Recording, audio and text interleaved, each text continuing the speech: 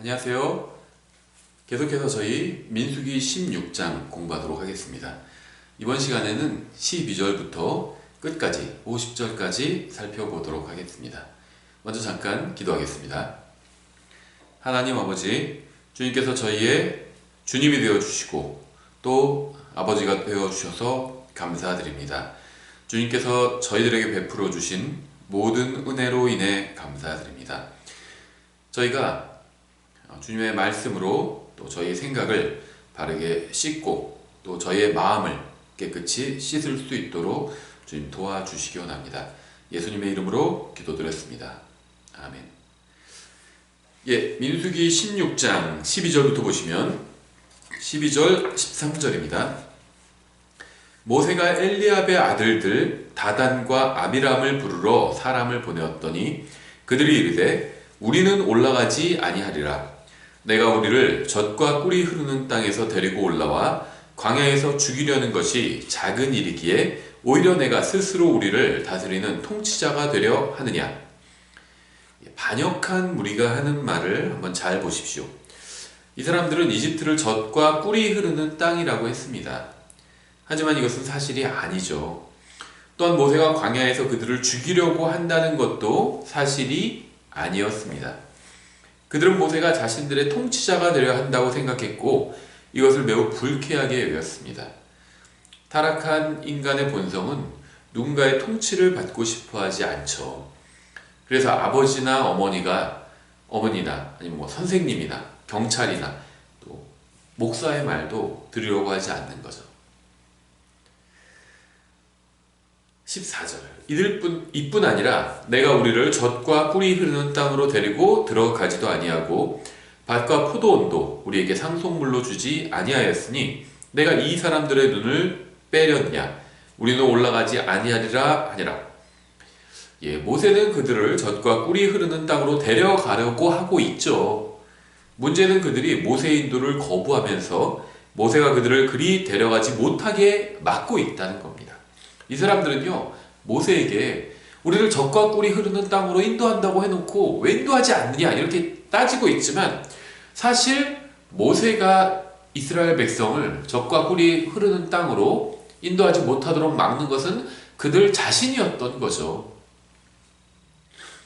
또 이 사람들의 눈을 빼려느냐 이 말의 의미는요, 사람들의 눈을 어둡게 한다는 겁니다. 15절 모세가 심히 노하여 주께 아뢰되 주께서는 그들의 헛물에 관심을 두지 마옵소서. 나는 그들에게서 나귀 한 마리도 취하지 아니하였고 그들 중에 한 사람도 해치지 아니하였나이다 하고. 이건 정말 좋은 간증입니다. 과연 이렇게 말할 수 있는 목회자가 얼마나 될까요? 만일 민수기 16장의 모세가 목회자의 지역교회의 모형이라면 모든 목회자는 실패한 게 됩니다. 사울의 갑옷이 다윗에게 맞지 않았던 것처럼 민수기 16장은 지역교회 또 신약교회의 목회자에게 맞지 않습니다. 이 장에서 모세가 상징하는 인물은 교회의 목사가 아니라 바로 예수 그리스도인 거죠. 계속해서 16절, 17절까지 보겠습니다. 모세가 고라에게 이르되 너와 너의 온 무리는 아론과 함께 내일 주 앞으로 나아오되 너희 각 사람이 자기 향로를 취하고 그 안에 향을 두고 각 사람이 자기 향로를 주 앞으로 가져오라. 향로는 250개니라. 너와 아론도 각각 자기 향로를 가지고 올지니라 하매. 15절에 의하면 모세는 심히 노했습니다. 굉장히 화가 났어요. 근데 모세가 어떻게 말하는지 한번 잘 보세요. 아주 화난 상태로 하는 말입니다. 모세가 한 말은 지금 16절, 17절에 기록되어 있죠. 아주 화가 났는데 지금 이렇게 말하고 있는 거예요. 모세는 화가 났다고 해서 막말을 하거나 상대방을 저주하지 않았습니다. 모세는 고라에게 화가 나기 전과 동일한 말을 했어요. 화가 났다고 해서 자기 감정을 따라서 함부로 막말을 하지 않았다는 겁니다. 심지어 하나님의 심판을 받아야 되는 사람에게도 막말을 하지 않았어요. 화가 나기 전과 동일한 말을 했습니다. 18절 그들이 각각 자기 향로를 취하여 거기에 불을 담고 그 위에 향을 두고 모세와 아론과 함께 회중의 성막문에 서니라. 고라가 온 회중을 회중의 성막문에 모으고 그들을 대적하려 하매 주의 영광이 온 회중에게 나타나니라. 고라는 자신이 모세를 대적해서 이기고 영광을 얻으려고 했습니다. 하지만 그것은 순전히 그의 착각이었죠. 고라는 자신이 상황을 지배할 수 있다고 생각했어요. 그래서 끝까지 회중 앞에서 모세를 대적하려고 했습니다. 계속해서 20절에 주께서 모세와 아론에게 말씀하여 이르시되 너희는 이 회중으로부터 갈라서라. 내가 순식간에 그들을 소멸시키려 하노라 하시니 그들이 얼굴을 대고 엎드리며 이르되 오 하나님이여 모든 육체의 영들의 하나님이여 한 사람이 죄를 지었거늘 온 회중에게 진노하려 하시나이까 하니라. 하나님께서는 모세를 대적하는 모든 사람을 멸하려고 하셨습니다.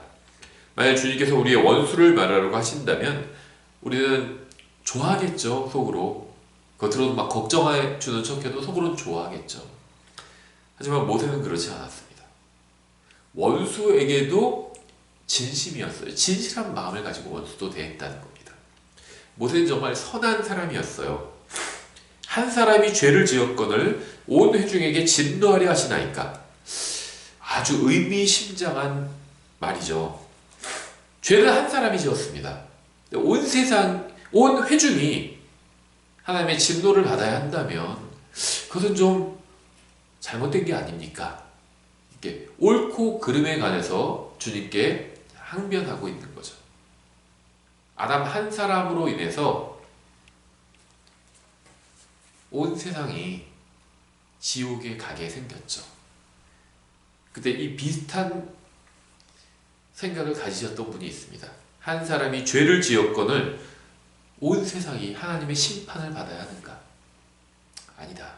한 사람이 죄를 지었기 때문에 온 세상이 심판을 받는다면 그건 좀 억울할 수 있다.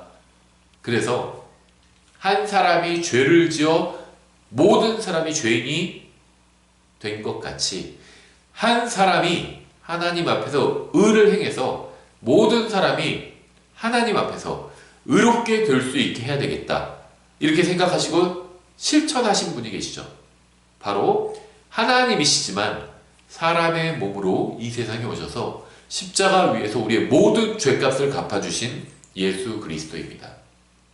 예수 그리스도께서는 아담으로 인해서 모든 사람이 죄인이 된 것 같이 자기 자신이 십자가 위에서 모든 사람의 죄를 갚아주심으로 모든 사람이 하나님 앞에서 의롭게 될 수 있는 길을 열어주셨습니다. 모세는 백성을 위해서 중보했습니다. 아브라함도 롯을 위해서 이러한 중보 기도를 한 적이 있죠. 23절 주께서 모세에게 말씀하여 이르시되 회중에게 말하여 이르기를 너희는 고라와 다단과 아비람의 장막 주변에서 떠나라 하라. 모세가 일어나 다단과 아비람에게로 가니 이스라엘의 장로들이 그를 따랐더라. 그가 회중에게 말하여 이르되 원하건대 이 사악한 자들의 장막에서 떠나고 그들의 물건을 만지지 말라. 그들의 모든 죄 가운데서 너희도 소멸될까 염려하노라 하니 이건 하나님의 질서를 무시하고 죄에 동참하려는 사람들에게 주는 정말 굉장히 좋은 조언입니다. 죄에 동참하지 말고 완전히 분리해야 합니다. 아주 작은 죄라도 용납하지 말아야 돼요. 그게 하나님의 기준이죠. 그럼 그렇게 못하면 어떡하지? 하나님께 도움을 구해야 되죠. 도움을 구해야 됩니다. 그래서 우리가 하나님의 말씀을 읽는 거예요. 왜 우리가 죄에 그렇게나 자주 동참하죠? 왜 죄를 짓죠? 우리 마음이 더럽기 때문이에요. 사람의 입에서 나오는 것도 사람이 행위로 하는 것은요 모두 다 마음 때문입니다. 마음에서 나온 거예요. 미워하지 않는 사람을 죽이지 않죠. 누군가 미우니까 죽인 겁니다. 아니면 무엇인가가 미우니까 죽인 거예요.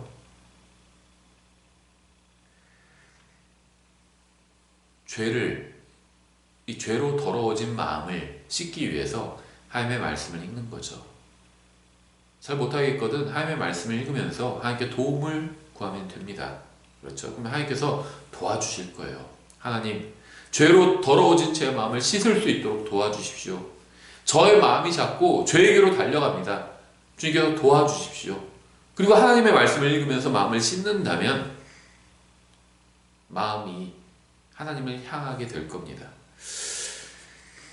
27절 이에 그들이 고라와 다단과 아비람의 장막 사방에서 떠나고 다단과 아비람은 자기 아내와 아들들과 어린 자식들과 함께 나와 자기들의 장막 문에 서매.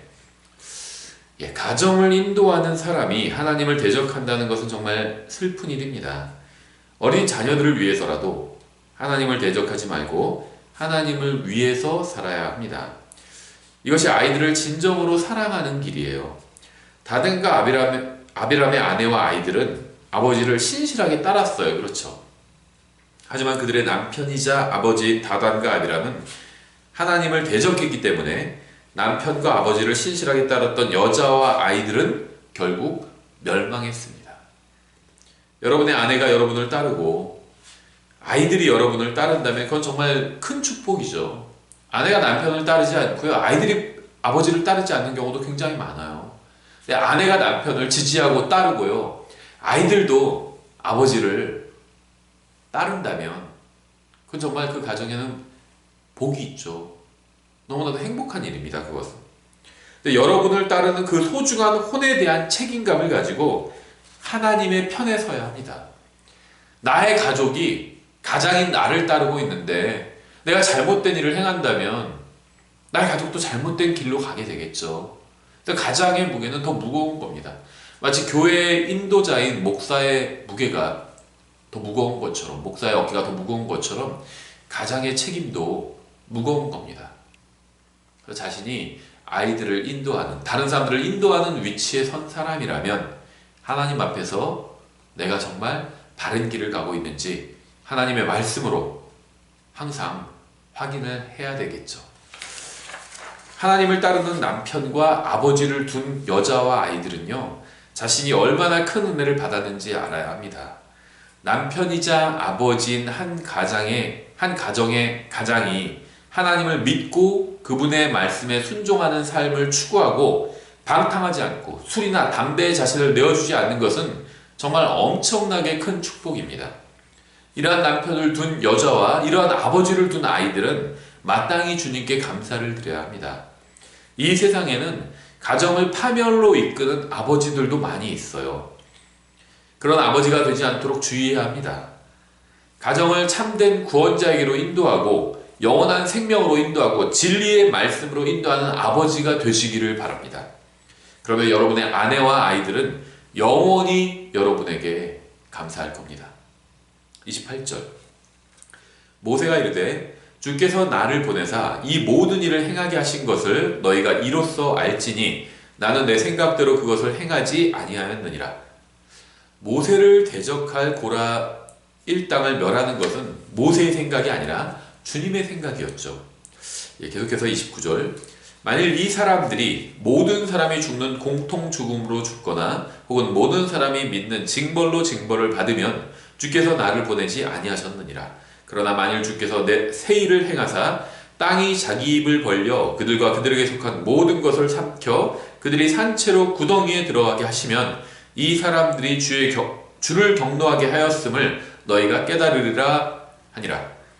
만약 모세를 대적하는 무리가 일반적인 죽음이 아니라 기적적인 죽음으로 죽으면 그것은 주님께서 심판하신 것이라는 말이죠. 이러한 구절을 통해서도 우리는 민수기 16장의 모세가 지역교회 목사가 아닌 주님의 상징이라는 것을 알 수 있습니다. 목사를 대적했다고 해서 산채로 구덩이에 떨어지지는 않기 때문이죠. 계속해서 31절 그가 이 모든 말을 마침에 그들 밑에 땅이 갈라지니라. 땅이 자기 입을 벌려 그들과 그들의 집과 고라에게 속한 모든 사람과 그들의 모든 물건을 삼키매 그들과 그들에게 속한 모든 것이 산채로 구덩이에 빠지며 땅이 그들 위에서 닫히니 그들이 회중 가운데서 끊어져 멸망하니라. 주님의 심판은 확실했습니다. 자신을 높이는 자는 낮아지고 낮추는 자는 높아집니다. 하나님의 백성은 세상에서나 교회에서나 높임을 받으려고 해서는 안 됩니다. 세상에서 명성을 얻으려고 하는 것은 하나님의 자녀를 향한 주님의 뜻이 아닙니다. 명성을 얻은 것 자체가 문제는 아니에요.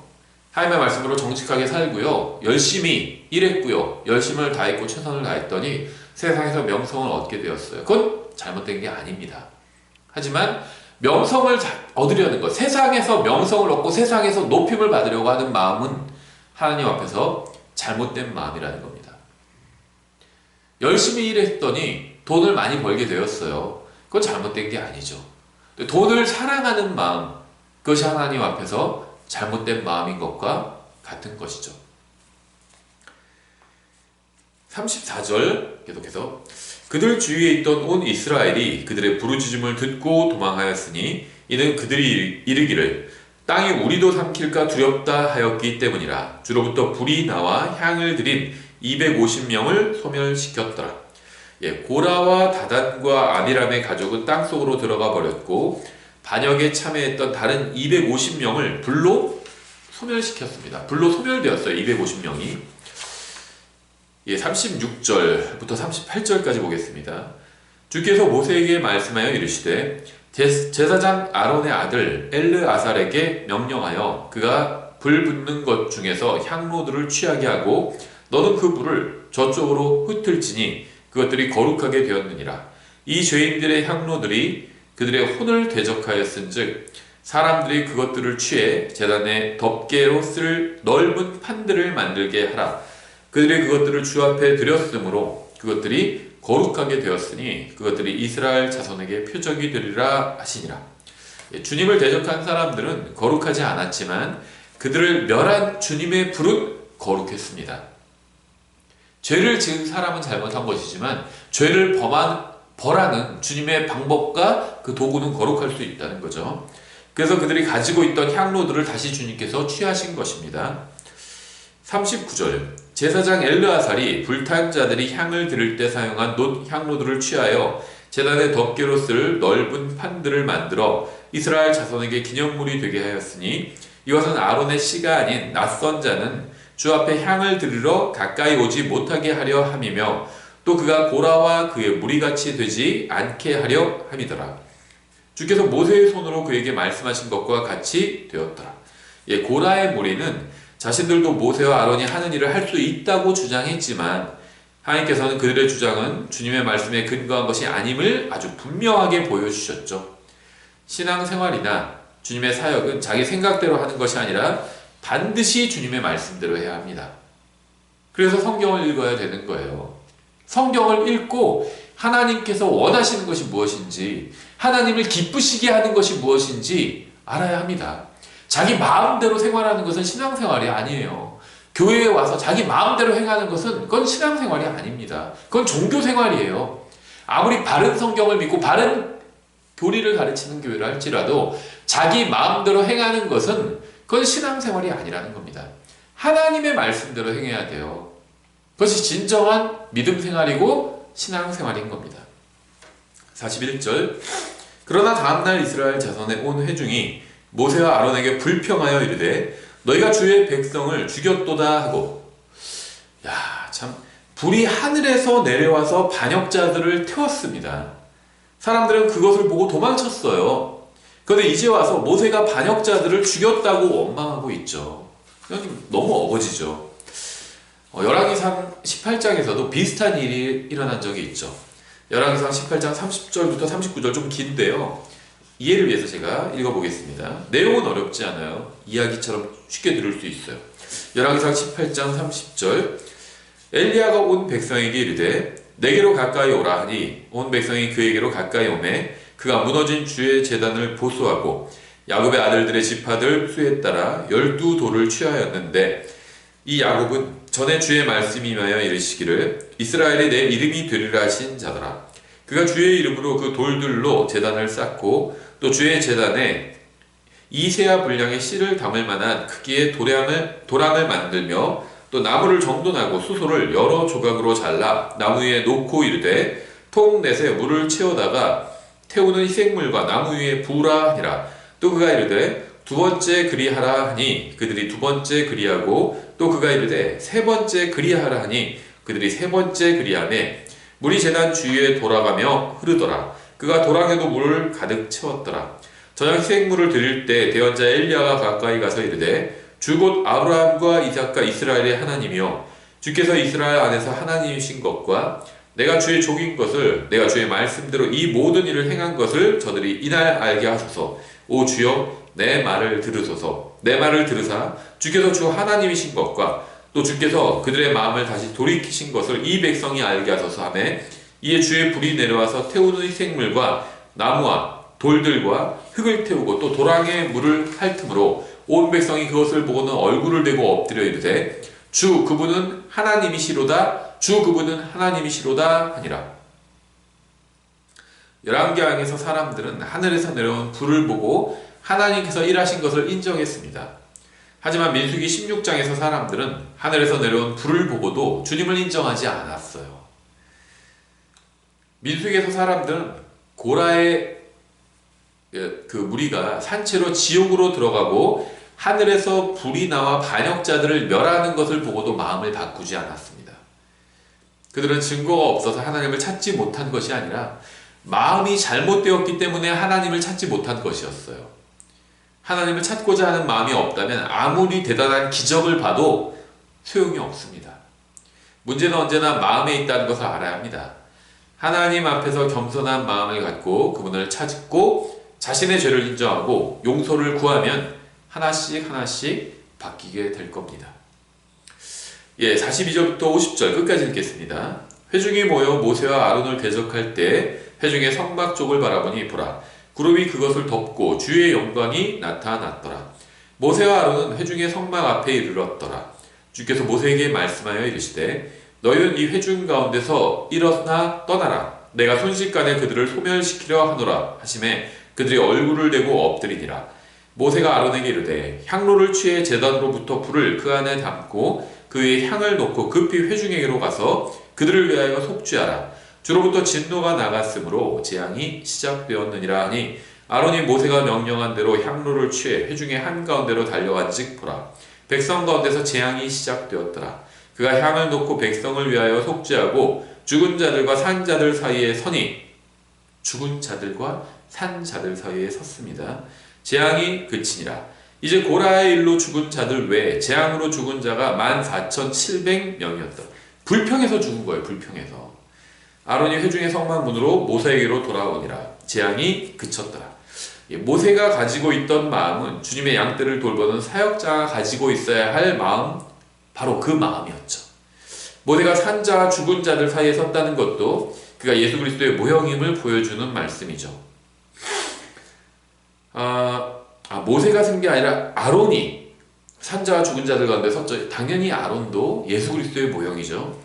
민수기 16장의 주제는 주님의 사역에 대한 반역이 아니라 사역자가 가지고 있어야 할 마음과 태도입니다. 하나님께서 모세를 사역자로 선택하신 이유는 그의 지능이나 재능이나 학벌이나 가문이나 재산 때문이 아니라 그의 마음 때문이었어요. 마음.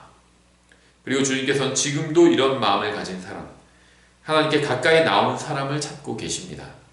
자신을 대적하고 비난하는 사람들을 위해서도 기도하고 중보할 수 있는 사람이야말로 주님께서 십자가의 사랑을 전하고 하나님의 은혜를 가르칠 사역자로 부르실 사람인 것입니다. 오늘 여기까지 하겠습니다. 감사합니다.